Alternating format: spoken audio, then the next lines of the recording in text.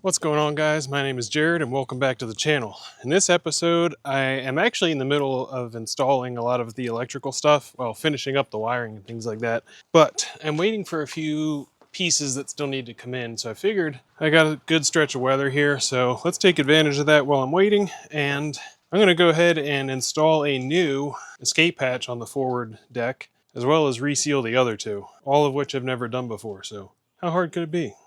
Let's get into it.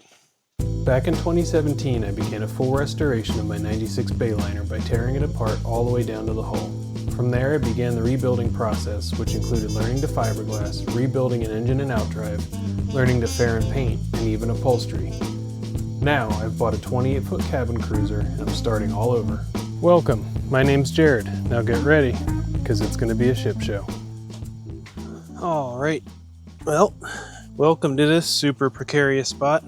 God, these rails are here. This is the forward escape hatch. This, I think, is a common issue. It's actually split right down the middle here. I'm assuming it's just a UV issue. Too much exposure over the years of UV, just kind of degrading the plastic till it fails. I've seen this exact same spot. This is a Jim Black, I think is the brand of the hatch. And I've seen this on other boats, and it's the exact same issue right here. So down below here, I have protected the V-berth area, put down a cloth, and I'm gonna go ahead, lift this up, remove the screws around the perimeter, and then I'm gonna attempt to pry it up, basically hammering in some little wooden wedges that I made the whole way around to get the adhesive to break free. That's all in theory. We'll see how it goes.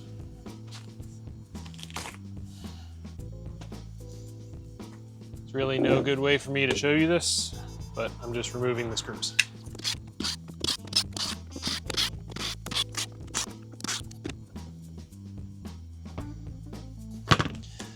All right, that's all the screws removed.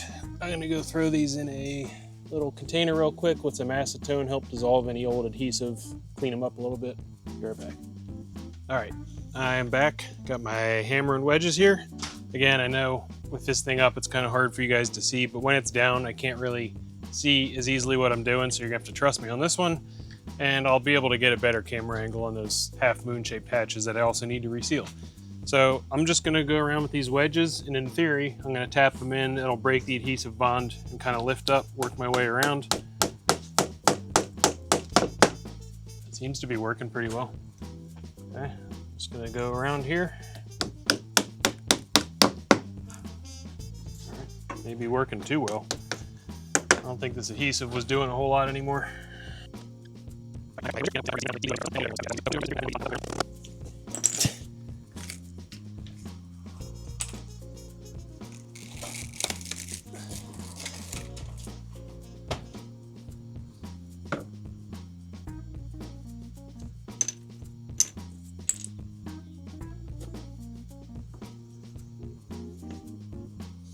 Okay, well, I was honestly a little bit shocked to find a foam gasket under there. I don't, maybe that's how this thing gets installed from factory. Maybe these hatches come with a foam gasket. I've only ever seen them bedded with like bedding compound, so I don't know. I don't know if this was a fix by a previous owner or how it came from the factory. So got this sitting here on my table saw as kind of a workbench. Got the new replacement one in a box here. So let's see what comes with it. To be honest with you, I've had this for a while, and I don't even think I've taken it out to see if this one has a gasket. I ordered this a while ago. I obviously didn't need it for a while, but I was getting nervous. They had it on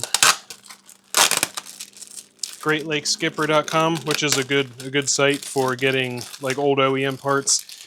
They don't have everything, but they do have a lot of stuff. And for something like this, where a lot of boat manufacturers can't be included, especially the smaller ones, they're not making their own hatches. They're buying hatches from other vendors that already have like a standard lineup. So I found this one on Great Lakes Skipper. I did not love the price. It was $700, I believe, maybe $800. Anyways, I did not like the idea of that, especially early on in the project. However, I was getting nervous that if I didn't order it, it was going to become discontinued, no longer available, and then I'd really be in a world of hurt because that's physically broken, and I'd have to get pretty darn creative to fix it. So I bit the bullet and just shoved it in the corner of the garage for the last year and a half. First glance, it does not appear to have a rubber gasket. So either that was a separate piece that I was supposed to order, or it's just meant to be bedded directly onto the deck, which is what my plan was anyway. Cool. Looks a little bit nicer. Plus this has a tinted glass in it compared to the old one, which was more like a white frosted. I don't know. It's weird. Anyways, it's pretty sweet. Okay. So no gasket, obviously. So I'm gonna have to bed it again, which is what I was planning on. Now, before I do anything else, I need to get up there on the deck and clean up the old spot where this thing was. It's very dirty up there, and if I expect any bedding compound to adhere to the deck, that needs to be cleaned very well with degreaser, maybe some acetone. So I'm gonna go do that.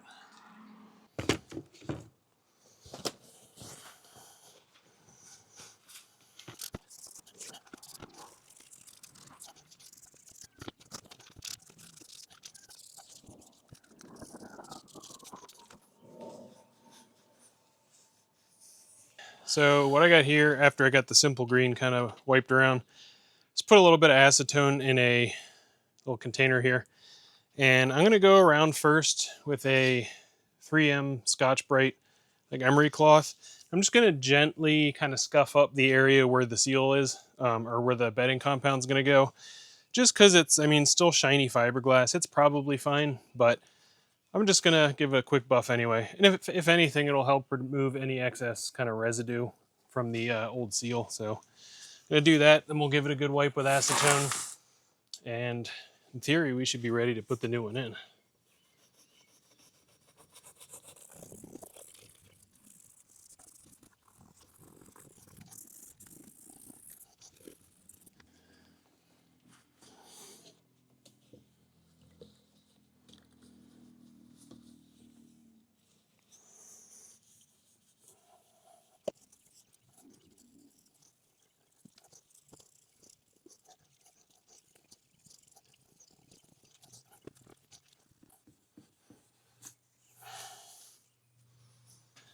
All right, guys, that's pretty much go time. Got my 3M 4000 here, which is a removable bedding compound. It's not 3M 5200, which is permanent. Make sure you definitely don't do that, or you will be ripping up fiberglass and plastic in little tiny pieces. Anyways, got this ready to go. The acetone's all flashed off and good. So I'm going to go ahead and make a bead around here, making sure I go over the screw holes. It's very important. You want to make sure that the sealant goes down in the screw holes and actually squeezes out and seals under the screw heads. So it's very important you do that. So I'm going to make my bead around here, and I may even put a little bit on the hatch itself. I don't want a crazy amount because the more squeeze out I have, the more work I have. So I'm going to be sufficient and efficient or something. I don't know. Here we go.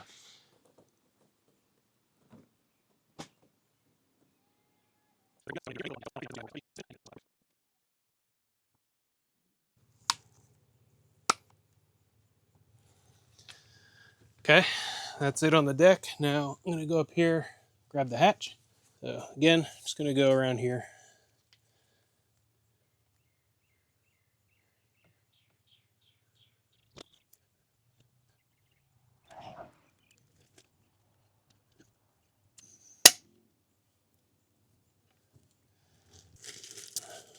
Okay.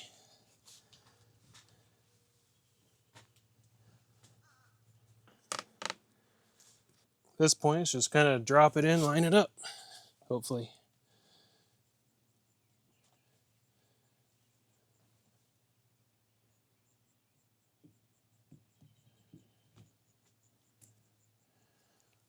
Okay. It is sitting down inside the trim ring. Got this propped up. Now let me go get the screws and get this tightened down.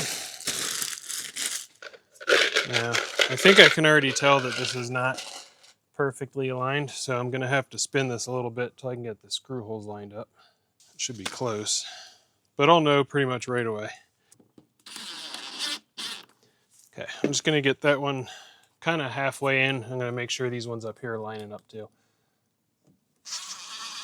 Yep. Let's check this one. Okay. Okay, so they're all lined up, so we can go ahead and pop the rest of these in. I did take all these screws and soak them in acetone, removed any of the old silicone, is what it looked like. And then I even cleaned them up with a wire brush.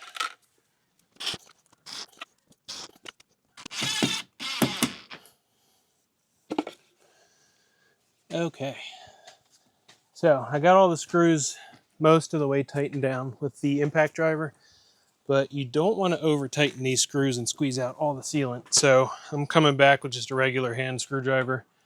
I'll just kind of tighten them up evenly until we get good squeeze out the whole way around the hatch, which I'm already getting, but I just want to make sure everything's nice and even.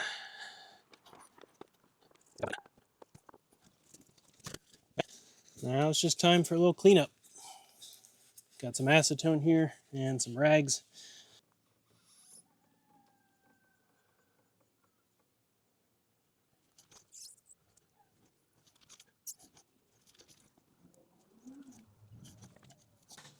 Okay, so I definitely don't recommend using those blue shop rags or shop towels to clean this up. It basically just rips all the little blue fibers and they're like getting embedded.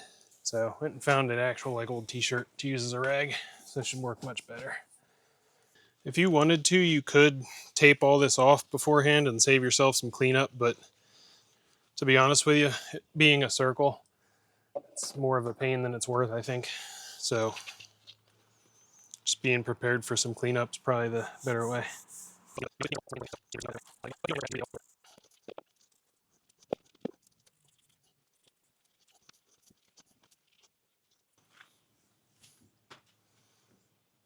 That's it.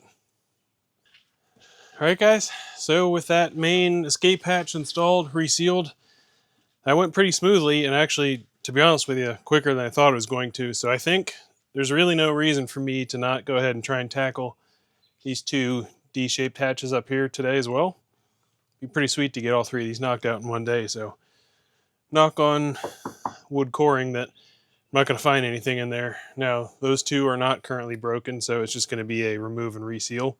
I don't know if they're going to have the same rubber material underneath or if they're actually going to have bedding compound.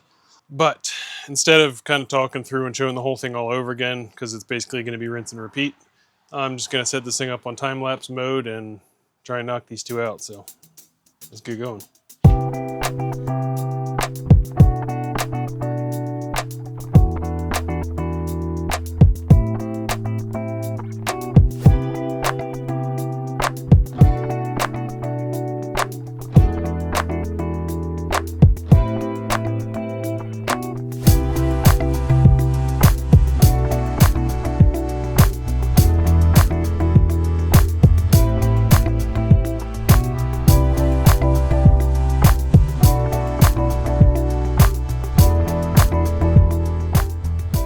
All right, guys, that is all three of the 4 deck hatches replaced / resealed, which is awesome. I was kind of dreading this task. I thought it was going to be way harder. Now I got, I guess, a little bit lucky with those foam gaskets underneath instead of bedding compound. Anyways, got everything cleaned up, sealed up, screwed down, checked everything inside of here, the trim rings, make sure no adhesive got down in between. Everything looks good, which is awesome. So that means that the top of this boat should now be waterproof in this area. Now, the companionway didn't leak previously when I got it, but it was completely covered with like foil tape and some half-assed attempt to try and seal it off. So I'm assuming at some point that was leaking. So I'm going to have to do the same exact task with the companionway door, which I think I can actually see foam gasket squeezing out underneath the flange, so I think it's actually held in the same as these hatches with foam gaskets, so it should be super easy to remove. So that's going to be another thing where I have to seal up in the future, and to be honest with you, as easy as these were, I'm feeling like I might as well just go ahead and do the last hatch that is in the aft cabin that kind of looks into the cockpit area. I'm not so worried about these lower hatches because, for one, they didn't have any evidence of leaking before, but they're also angled out in a way. So unless we are in rough seas, it's really the only way I'm gonna know if they leak. I think I'm gonna leave these for now. Anyways, that is those complete, which is awesome, like I said. So that's going to wrap it up for this video, guys. I want to dedicate this one just to this. I don't want to get into too much, and just kind of put out a quick video while I'm waiting on these electrical components, which should be here tomorrow. So all this crap going on behind the camera that you can't see is part of that, and I'm almost wrapped up with it. And then I think we can actually do some test of the AC and DC electrical system, which is kind of bananas. Anyways, that's going to do it for this one, guys. Thank you so much for watching. I hope you found this informational and useful and entertaining, all that good stuff. And if you did, please don't forget to like, share, subscribe, all that kind of stuff. Leave a comment down below. Always try and answer as many as I can. And until the next video, thanks for watching, guys.